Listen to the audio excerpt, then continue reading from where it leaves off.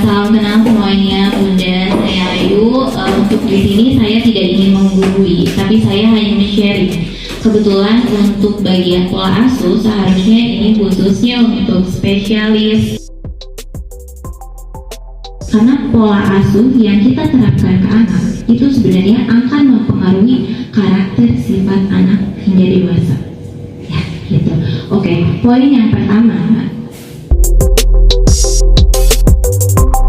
Kesalahan yang sering terjadi ini orang tua telat aturan. Sebenarnya aturan ini orang tua buat untuk kebaikan anak. Seperti anak tidak boleh seperti ini, tidak boleh seperti itu. Itu tujuan utamanya untuk kedisiplinan anak. Betul ya? Untuk kedisiplinan anak, untuk anak lebih mengetahui apa yang harus dia lakukan. Itu. Sebetulnya awalnya itu seperti itu. Cuman yang harus kita tahu adalah batasan dari terlalunya banyak aturan. Seperti anak tidak boleh makan laba-laba, misalkan gitu. Aduh deh, ini baru mandi, bajunya udah kotor lagi. Sebenarnya itu kita tidak boleh menegur terlalu keras. Biarkan anak-anak itu bereksplorasi. Biarkan anak-anak itu melatih motorik halus dan motorik kasarnya.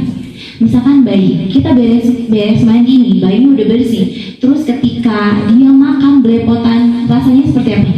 Kesel, baru bersih mandiin, pengennya tuh rapi gitu. Kayak misalkan mereka main, pengennya tuh serba rapi di rumah. Duh, punya anak nggak pernah rapi di rumah, kesel, capek, pasti capek. Bener nggak? Bener ya Bu ya, pasti capek, pasti. Tapi kalau misalkan kita terlalu keras ke anak-anak itu akan menjadi redup. Artinya mereka yang harusnya bisa bereksplorasi tentang rasa, mereka bisa bereksplorasi tentang apa yang mereka inginkan tuh jadinya terhambat gitu. Jadi kebanyakan anak-anak tuh setelah mendapatkan aturan yang begitu banyak dari orang tuanya tuh merasa, kok aku kayak banyak aturannya, terlalu banyak dikekang. Itu udah diterapkan dari kecil. Dampak sampai dewasanya akan menimbulkan anak itu hanya mengikuti aturan aja dari orang tuanya. Tidak bisa berinovasi, tidak bisa kreatif karena sudah terhambat mereka. Orang tua gak mau anaknya berbaur sama yang lain. Alasannya karena misalkan yang lainnya ngomongnya kasar, misalkan yang lain gak mau diem anaknya kayak gitu. Yang lain misalkan mainnya jauh. Itu kalau misalkan anak terus dikekang seperti itu, dia hanya diam di dalam rumah, perkembangannya akan terhambat gitu. Biarkan mereka berbaur sama teman-teman sebayanya, melatih dari motorik kasar, sosialnya. Mereka akan jauh lebih kreatif karena ketika mereka keluar rumah, otak mereka tuh terangsang. Apa yang mereka lihat, apa yang mereka dengar, itu akan bereaksi ke tubuh mereka. Ya, kita lanjut ke poin selanjutnya. Nah, kita nggak boleh terlalu ngantap, jadi kayak ngebiarin anak-anak kita. Jadi ini terlalu sedikitnya aturan. Ketika kita ngasih aturan, kita harus tahu batasannya seperti apa. Dek, boleh keluar rumah sampai jam segini. Nanti misalkan sampai jam 12 harus udah ada di rumah untuk makan siang atau misalkan untuk sholat. Gitu. Kita boleh kasih aturan, tapi kita pun harus tahu batasannya untuk aturan itu sendiri. Jangan sampai kita terlalu mengekang anak. Gitu. Poin yang kedua, terlalu sedikitnya aturan. Yang pertama sudah terlalu banyak aturan. Karena terlalu banyak aturan nih, ya udah dibebasin aja sesuai keinginan anak. Itu pun nggak bisa sayang, nggak bisa. Anak-anak itu belum punya aturannya sendiri, jadi kita harus bantu. Ketika bangun tidur misalkan gitu, aturan yang pertama harus belajar membereskan tempat tidur. Itu bukan hanya kita suruh, tapi kita ajarkan dan kita contohkan. Kita pengen punya anak yang sering bangunnya pagi, yang rajin, yang bisa ngebantuin orang tua. Gimana kita bisa mendapatkan anak yang rajin bangun pagi tapi orang tuanya bangunnya siang? Lihat orang tuanya malas-malesan. Ketika dia orang tuanya nyuruh, misalkan nyuruh beresin tempat tidur, yang ada salah nih, salah beresin, dimarahin. Harusnya jangan seperti itu. Ketika kita buat aturan, kita dampingi. Ketika anak salah, jangan langsung dimarahi. Kita bimbing. Oh dek, yang benar seperti ini, kita bantu. Gitu. Jadi anak tuh merasa dihargai. Gitu. Kalau misalkan terlalu sedikit aturan, dia bebas ngapain aja teh biar nggak rusing sayanya, soalnya saya kerjaannya banyak di rumah. Saat gitu, biarin aja seharian dia main, nggak mandi, makannya tidak teratur. Itu akan berpengaruh ke pendidikan dia, berpengaruh ke sosialnya dia. Dia tidak akan punya aturan. Gitu. Emang kalau misalkan untuk anak kecil kita nggak bisa yang langsung keras. Semakin keras anak kecil dikasih tahu, dia akan semakin memberontak. Kita harus heart to heart, jadi hati ke hati. Ngobrolnya harus lebih lembut. Jadi kita harus ada aturan, ada batasan, dan tidak boleh lost control. Walaupun misalkan kita punya aturan, kita harus tahu batasannya. Jangan sampai kita lost control seperti ini. Banyak kita lihat anak-anak main seharian, gak makan, bajunya belum diganti. Itu biasanya dari orang tuanya yang terlalu sibuk, pekerjaan rumahnya banyak, itu akan lebih terbengkalai. Tapi coba kita latih lagi untuk memberi sedikit pembelajaran tentang aturan itu sendiri. Poin yang ketiga, memanjakan anak. Orang tua selalu memberikan apa yang diinginkan oleh anaknya tanpa sebuah effort. Effort itu ketika dia usaha. Misalkan dia ingin mendapatkan uang jajan, apa nih yang harus dia perbuat? Jangan kita langsung, ini deh buat jajan, ini deh bolosor, mama pengen es krim bolosor, kayak gitu. Effort di sini yaitu kita kasih dia usaha untuk mendapatkan sesuatu. Dia harus mengerjakan sesuatu dulu nih. Misalkan, mak pengen uang jajan, pengen beli es krim, boleh deh bantuin mama dulu nyapu ya. Nah itu udah effort. Mak pengen sepatu, boleh deh belajarnya yang rajin. Nanti kalau misalkan nilainya bagus, dibeliin sepatu. Kayak gitu. Poin yang selanjutnya, meremehkan pikiran anak. Terkadang saat anak melakukan kesalahan, orang tua tanpa sengaja menyalahkan apa yang terjadi pada dirinya. Terlebih, orang tua meremehkan pendapat anak, mematahkan apa yang diutarakan oleh anak.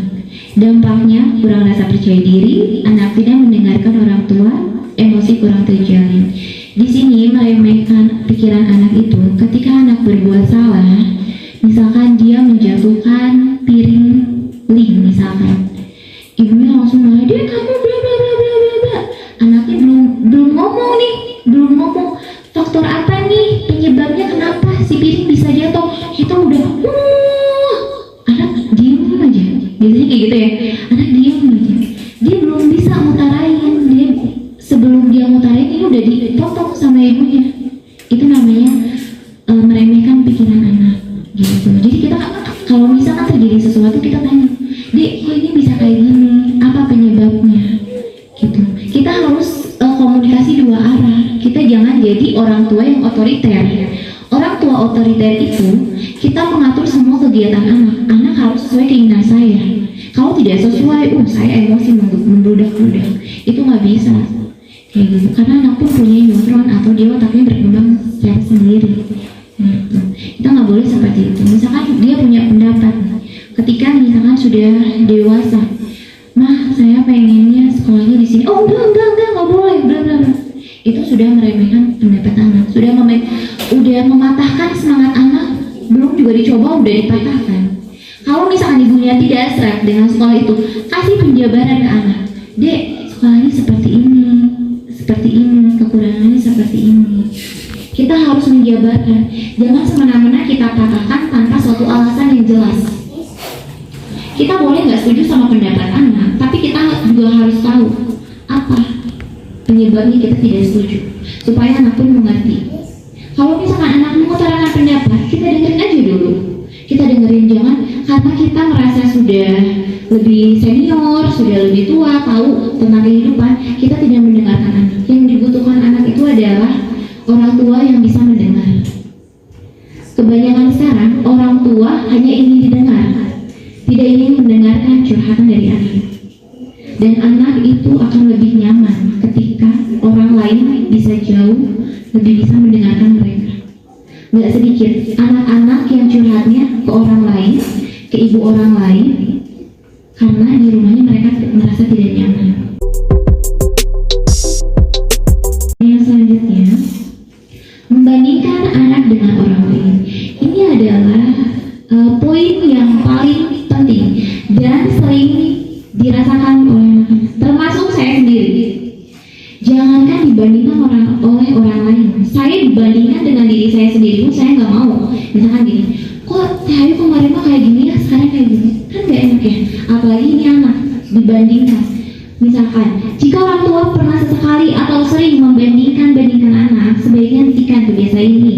Bukannya memotivasi anak, perilaku tersebut malah membawa banyak dampak buruk bagi kesehatan mental anak. Dampak yang dapat terjadi yaitu meningkatkan persaingan antar saudara, menjauh dari orang tuanya atau insecure, menghambat talenta anak, tidak percaya diri, tidak lagi berusaha menyenangkan hati orang tua. Ketika kita sering membandingkan anak, pasti orang tua itu punya anak kesayangan. Jadi anaknya itu sesuai banget ekspektasi. Dek, kamu nih gak kayak kakak mah belajarnya pinter, kakak mah ininya bagus. Ada aja sesekali atau enggak dia sering nggak sengaja nih ibunya karena saking keselnya anaknya nih bandel banget ya, ini disuruh ini nggak mau, ini kakaknya tuh lebih ngalem gitu, lebih nurut istilahnya kayak gitu. Yang kedua tuh kenapa bandel banget. Nah, secara tidak langsung apa yang ibu bandingkan itu akan tertanam nih, udah dilabelin nih sama anaknya, wah ini mah si kakak mah emang ini anak sayangan si mama. Nah, kayak gitu, iya ini mah anak sayangan si mama, kayak gitu. Iya, karena anak itu merasa, aku mah ngapa-ngapain juga nanti di ujungnya dimarahin sama mama, apa sih nanti dibandingin sama si kakak. Itu akan udah nempel nih di otaknya. Jadi belum dia melakukan sesuatu, enggak, nanti juga mama marah, harusnya seperti kakak. Jadi dia tidak bisa berkembang dengan sendirinya. Karena kita harus tahu nih, watak anak yang pertama, yang kedua, yang ketiga itu akan berbeda-beda gitu. Yang pertama bisa aja dia pendiam, dia lebih nurut. Yang kedua belum tentu, biasanya dia bisa lebih aktif, bisa lebih kreatifnya kayak misalkan dia ngecek-ngecek ruangan, wah itu udah kreatif banget gitu. Jadi kita nggak bisa harus menyamaratakan didikan kita ke anak pertama sama anak kedua itu sama, nggak bisa sama sekali, karena itu akan terjadi konflik. Yang pertama konflik dengan orang tua, dia jadi tidak mau menghargai orang tua, terus dia tidak mau dekat dengan orang tua. Yang kedua antar saudara, jadi ngerasa dia, aku ngomong ngapain juga sama si kakak, ntar juga sama mama lagi, atau itu mah saya kesayangan ayah misalnya, itu akan mengangkat.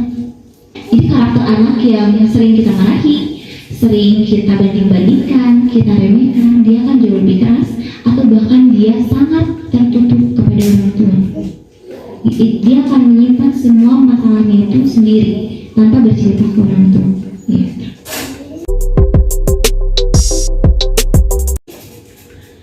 Yang ini menyerahkan asuhan ke orang lain. Urusan pekerjaan sering menjadi alasan mengapa anak dititipkan kepada orang lain, entah itu kakek, nenek, ataupun babysitter. Ada juga yang menitipkan anak selama bertahun-tahun ke kakek neneknya atau misalkan ke sanak saudaranya ya. Hal tersebut kerap terjadi ketika orang tua bekerja di luar kota ataupun ke luar negeri. Dampaknya, perkembangan emosi dan perilaku anak itu terganggu. Contohnya, kasus yang terjadi pasien saya. Pasien saya, anaknya itu dari kecil sampai dia usia 6 tahun dirawat oleh kakek dan neneknya. Alasannya karena orang tuanya bekerja, dua-duanya kerja. Jadi waktu ketemunya itu cuma sebentar, kayak sore menjelang malam. Dampak yang sekarang terjadi, anak itu tidak dekat dengan orang tua.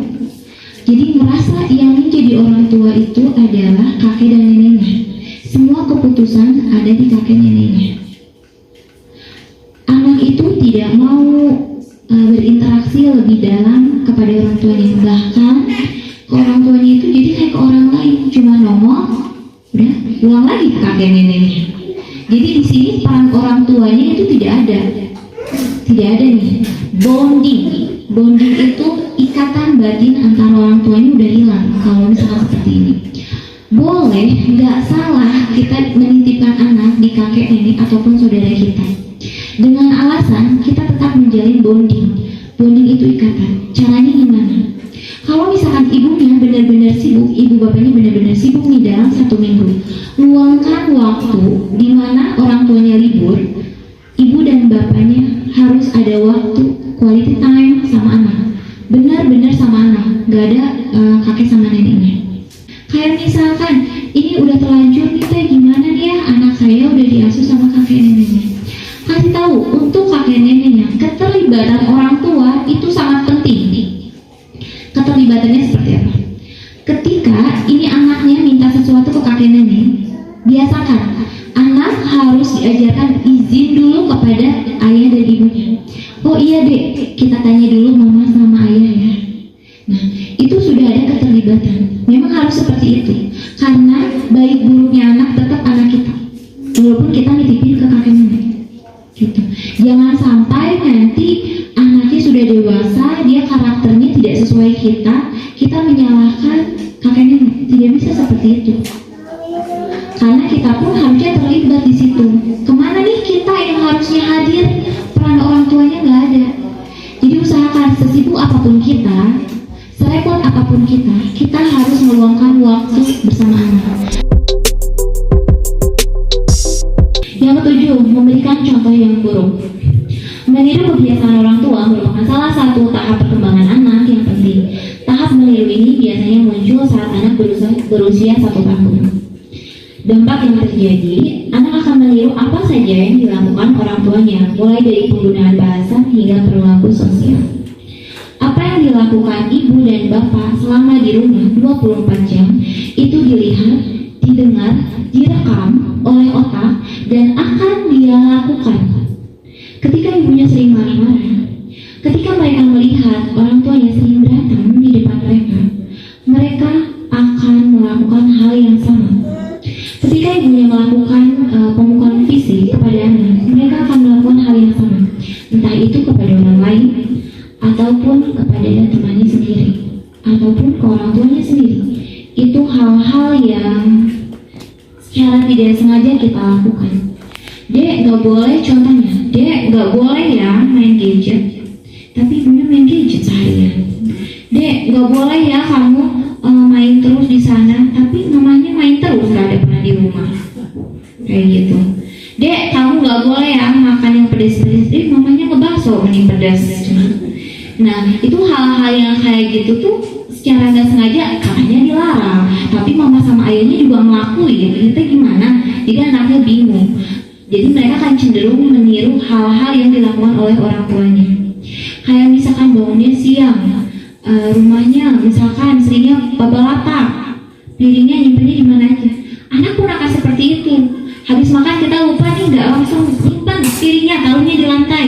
Anak juga kalau udah beres makan kayak gitu. Wah ada nih anak ponakan saya, misalkan, dek kok taruh gelasnya di situ? Iya nggak apa-apa. Dan ibu juga naruhnya di situ. Lah, berarti itu dicontoh semuanya. Apalagi misalkan kita gini, dek nanti kalau misalkan udah nyapu dibeli es krim, udah nyapu beres, mana es krimnya? Iya nanti welas. Tuh kan mama cina bohong, ya nanti nggak ada uangnya. Itu adalah kebohongan pertama yang dilakukan oleh orang tua, dan itu akan ditiru oleh anaknya.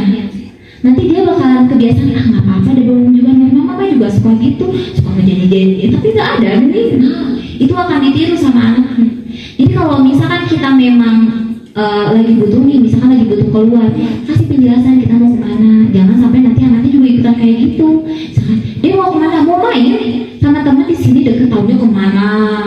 Itu akan seperti itu terjadi karena itu kebiasaan kecil yang tidak disadari oleh orang tua. hal-hal yang seperti itu harus mulai kita perhatikan. Apa yang mereka lihat, apa yang dengar tuh bakalan cepet banget. Apalagi di bawah 5 tahun lah itu udah pintar banget mereka. Apalagi dari bahasa pengucapan nih kita. Oke, poinnya selanjutnya ini poin yang terakhir ya, menegur anak di depan orang lain atau sosmed. Menegur ketika anak berbuat salah, hal yang tidak seharusnya menjadi salah satu ungkapan rasa sayang orang tua. Namun, tak sedikit orang tua yang menegur bahan memarahinya anak di depan orang lain, membuat hal tersebut seolah umum dilakukan. Dampak yang akan terjadi, anak itu menjadi minder, tidak percaya diri, takut bersosialisasi. Gak jarang sih saya lihat orang tua itu memarahi anak ketika di depan umum. Misalkan kita lagi bawa anak pergi kemana, tiba-tiba anaknya loncat sana, loncat sini. Itu memang kreatifnya anak ya. Cara menegurnya jangan, deh kamu diseret, dicubit, depan orang dimarah-marahin. Itu tidak baik untuk kesehatan mental anak. Benar-benar gak baik. Itu akan sampai dewasa terbawa. Apa yang mereka rasakan sejak kecil itu memorinya. Bahkan yang terparah, apa yang mereka rasakan sejak kecil akan mereka lakukan juga ke anaknya, ke cucu kita nanti, dari pola asuh kita yang salah kemarin kayak gitu. Kalau misalkan kita mau tegur anak, misalkan dia lagi di tempat ramai nih, coba aja deh, ayo kita ngobrol dulu sebentar, obrolin di belakang masalahnya apa, kamu jangan seperti itu, kamu jangan seperti ini, jangan di depan orang lain. Apalagi misalkan di depan teman-temannya, kamu nih kayak gini, ini temannya begini, wah itu akan menjadi, anak tuh jadi nggak percaya diri. Yang pertama mereka tuh malu dimarahin di depan umum, mereka malu. Memang tidak salah kita memarahi, tapi kita tahu tempatnya dan batasannya memarahi itu seperti apa. Memarahi itu tindakan natural seorang ibu untuk mendisiplinkan seorang anak, tapi ibunya pun harus tahu batasan-batasannya. Jangan sampai kita membuat anak itu malu, tidak percaya diri ketika tampil di depan umum. Itu malah kita harus motivasi mereka.